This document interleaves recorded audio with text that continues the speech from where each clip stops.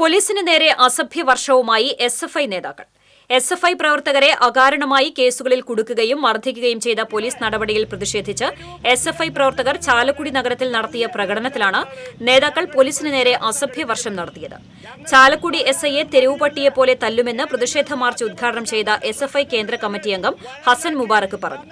March നേരിടാൻ നൂറുകണക്കിന് പോലീസിനെയാണ് നിയോഗിച്ചിരുന്നത്. SFI ജില്ലാ പ്രസിഡന്റ് ആർ വിഷ്ണു യോഗത്തിൽ അധ്യക്ഷത വഹിച്ചു. നേതാക്കളായ എം മേഘ്ന, ജിഷ്ണു സത്യൻ, BS ജോത്സന തുടങ്ങിയവർ സംസാരിച്ചു. ചാലക്കുടിയിലെ വിദ്യാർത്ഥികൾക്ക് നേരെ 16 ചാലക്കുടി SI അഫ്സൽ എന്നാണ്.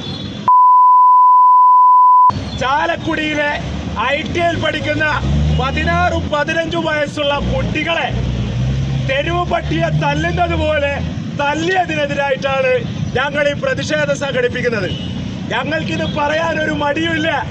ഏതെങ്കിലും മാധ്യമങ്ങൾ ഞങ്ങളുടെ പ്രസംഗമെടുത്തങ്ങ് വൈറലാക്കി ഞങ്ങളുടെ സംഘടന സംസ്കാരമില്ലാത്തവരുടെ സംഘടനയാണെന്ന് പ്രചരിപ്പിച്ചാലും ഞങ്ങൾക്കൊരു കുഴപ്പവുമില്ല. കാരണം